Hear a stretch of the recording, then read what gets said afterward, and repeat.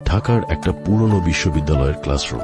জানালার সামনে বসে আছে পারভেজ, একটা পুরনো নীল রঙের ডায়েরি খোলা, হালকা দাড়ি, মুখে চিন্তার ছাপ। সে এমন একটা ছেলে যাকে অনেকেই সিরিয়াস ভাবে, অথচ আরা চেনে।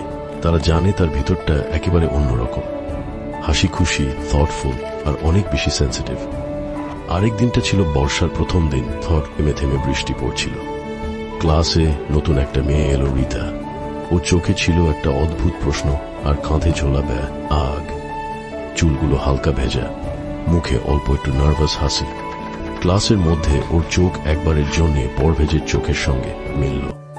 সেই ছোট্ট চোখাচোখির মুহূর্তটাই পরভেজের ভিতরে একটা অজানা স্পন্দন জাগালো। সে জানত না কেন, কিন্তু মুহূর্তটা দিনের অন্য সব কিছুর চেয়ে বেশি মনে রয়ে গেল। রিতা চুপচাপ ছিল, খুব একটা কারোর সঙ্গে মেশে না। পারভেজ ও সেরকমই, দুজনেই যেন একে অপরের প্রতিচ্ছবি। পরের কয়েক সপ্তাহে ক্লাসে একসাথে বসা, গ্রুপ প্রজেক্ট, ক্যান্টিনে হাতে চা খাওয়া, ধীরে ধীরে গড়ে উঠল একটা বন্ধন। কিন্তু এই বন্ধুত্বের পেছনে ছিল নি শব্দ ভালো লাগা, জোরে বলা হয়নি কখনো।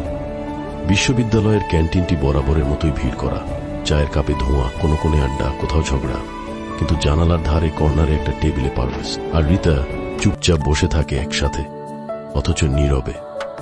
তাদের বন্ধুত্বটি ছিল নির্ভরতার মতো, নাই কোনো তুইব, লোভী না আমি রাগ করব, নাই কোনো অতিরিক্ত আশা।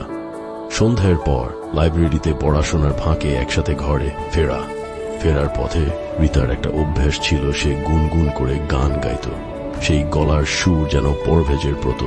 ঈদিনের ক্লান্তিকে একদিন পারভেজ এর ক্যান্টিনে বসে জিজ্ঞাসা করল, তুমি এত চুপচাপ থাকো কেন? কিছুটা হাসল রিতা। পারভেজ চুপ করে তাকালো রিতার দিকে। মনে মনে চুপ থাকা মানে কিন্তু কিছু না ভাবা না। আমি সবটাই দেখি, শুনি, কিন্তু বলি কম। হয়তো ভয় পাই, বা হয়তো বেশি ভেবেই থেমে যাই। তা বুঝতে পারে সে। মেয়েটি খুব জটিল, কিন্তু তার জটিলতার মাঝেই অন্তর। দৃষ্টিগুণটির উপদেশেই হয়ে গিয়েছে এক ধরনের নির্মলতা। রিতা তার মতোই, ভেতরে অনেক কিছু, বাইরে স্বচ্ছ জলরং।